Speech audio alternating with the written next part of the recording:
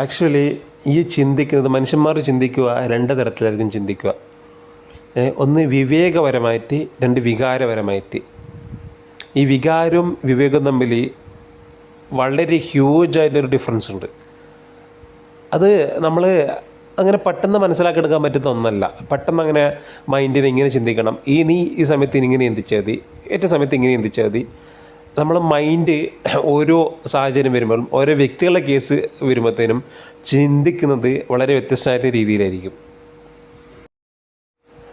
ഇപ്പം ഒരു കഥ ഞാൻ പറയാം.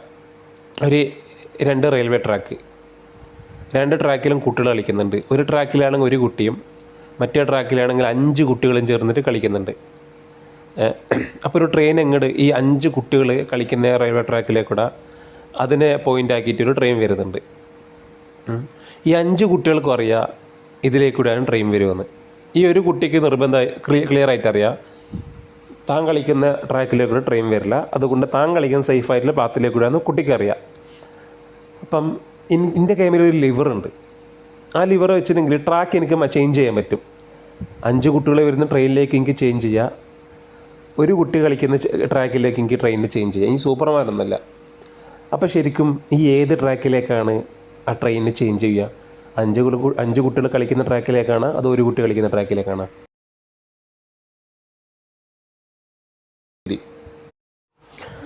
ഓക്കെ, എൻ്റെ പോയിൻ്റ് ഓഫ് വ്യൂവിൽ അതാണ് ശരി.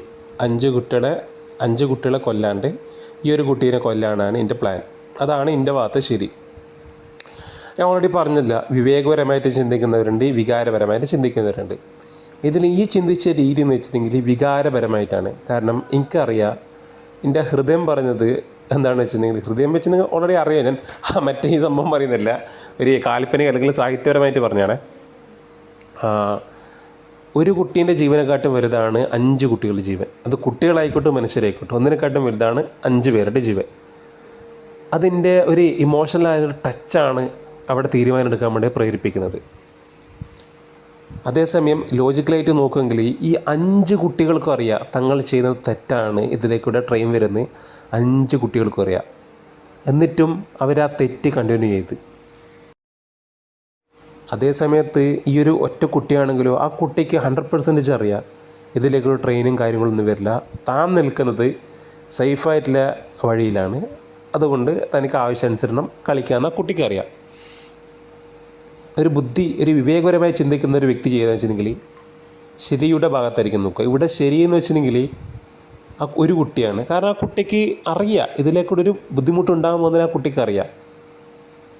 ഈ 5 കുട്ടികൾക്കോ അഹങ്കാരമാണ് അവിടെ ശരിക്കും പറഞ്ഞാൽ അവരെ കൊണ്ട് ആ ഒരു ട്രാക്കിൽ കളിപ്പിക്കാൻ വേണ്ടി പ്രേരിപ്പിച്ചത്. ഒരു ബുദ്ധിപരമായിട്ട് നോക്കുകയാണെങ്കിൽ, അല്ലെങ്കിൽ ഒരു ശരി ആരെ ഭാഗത്താണ് നോക്കുകയാണെങ്കിൽ ഈ ഒരു കുട്ടീൻ്റെ ഭാഗത്തായിരിക്കും ശരി. പക്ഷേ ആൾക്കാർക്ക് ആ ഒരു ശരീന് ആവശ്യമില്ല. ആൾക്കാർ ഇതിനെ വിവേകം കൊണ്ട് ചിന്തിക്കാണ്ട് വികാരപരമായിട്ട് 5 പേരുടെ ജീവൻ ഒരു ജീവനെക്കാട്ടും വലുതാണെന്ന് ചിന്തിച്ചിട്ട് തെറ്റിനെ ശരിയാക്കാൻ വേണ്ടി നോക്കുകയെന്ന്. തെറ്റിനെ ശരിയാക്കാൻ വേണ്ടി നോക്കുക എന്നല്ല, തെറ്റിനെ രക്ഷിക്കാൻ വേണ്ടി നോക്കുകയാണ്. തെറ്റാണ് എന്ന് പറയാണ്ട് തെറ്റിനെ രക്ഷിക്കാൻ വേണ്ടിയിട്ട് ഓരോ കാര്യങ്ങൾ ചെയ്യുകയെന്ന്. അതാണ് ഇവിടെ ശരിക്കും പറഞ്ഞാൽ സംഭവിക്കുന്നത്. അതാണ് 2 വികാരങ്ങളുടെയും കുഴപ്പം. ബുദ്ധി ഒരു പോയിൻ്റ് കൃത്യമായിട്ടാണ് ബുദ്ധി തീരുമാനിച്ചത്.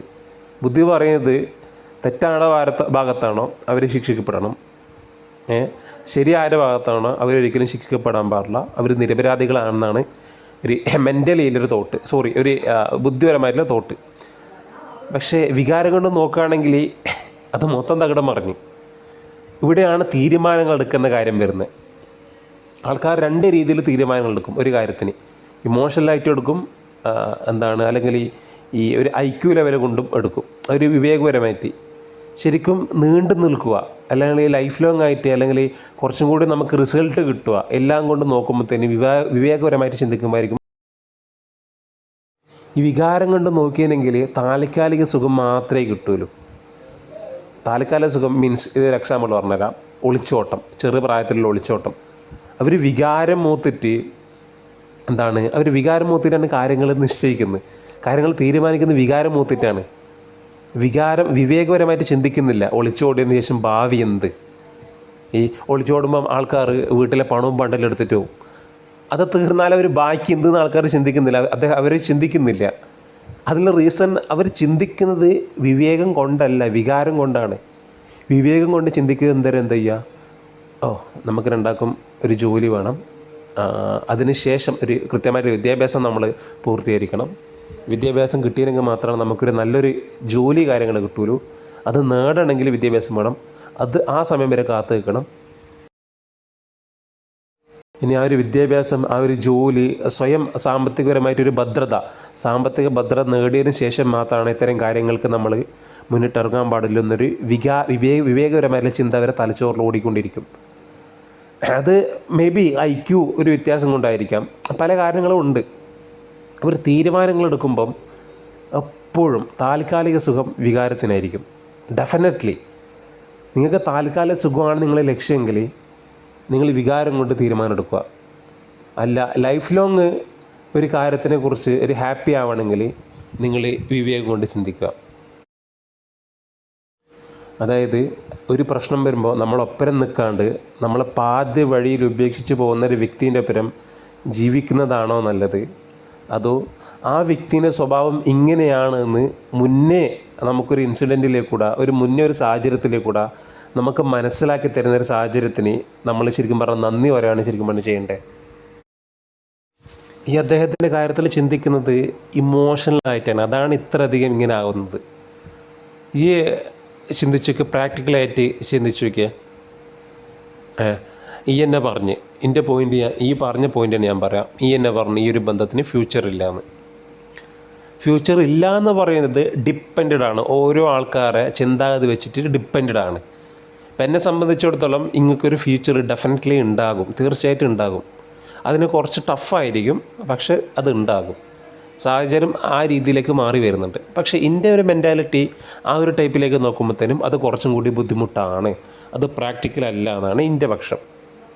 തുടക്കത്തിൽ തന്നെ നിങ്ങളെ ഒരുമിച്ച് ജീവിക്കാൻ ഇൻട്രസ്റ്റ് അവിടെ നഷ്ടപ്പെടുകയാണ് ചെയ്യുന്നത്. പക്ഷേ ഒരു ഇമോഷണലായിട്ട് അങ്ങനെ പിരിയാനും പറ്റുന്നില്ല. തലച്ചോറ് പറഞ്ഞുകൊണ്ടിരിക്കുന്നുണ്ട്, എൻ്റെ സെൻസ് അല്ലെങ്കിൽ എൻ്റെ ഒരു ചിന്താഗതി പറയുന്നുണ്ട് അതൊരിക്കലും പ്രാക്ടിക്കൽ അല്ല എന്നാണ് ഈ പറയുന്നത്, എൻ്റെ തലച്ചോറ് പറയുന്നത്. അപ്പം തലച്ചോറിനവിടെ ഒരു സ്പേസ് ഈ ശരിക്കും പറഞ്ഞാൽ കൊടുത്തില്ലെന്നൊരു ശരിക്കും പറഞ്ഞാൽ സംശയമാണ്.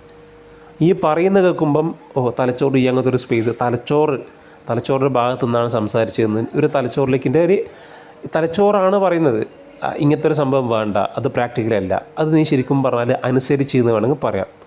ഇമോഷണലായിട്ടാണെങ്കിൽ ഒന്നും പ്രശ്നമല്ല, ഞാൻ നേരിടും, ഇപ്പോൾ ഇറങ്ങും എന്ന് പറഞ്ഞിട്ടായിരിക്കും ഇമോഷണലായിട്ട് എന്നെ ചിന്തിക്കാൻ വേണ്ടി പ്രേരിപ്പിക്കുന്നത്. ഇമോഷണൽ അങ്ങനെയാണ് ശരിക്കും പറഞ്ഞാൽ ഒരു വ്യക്തിനെ ചിന്തിക്കാൻ വേണ്ടി പ്രേരിപ്പിക്കുക.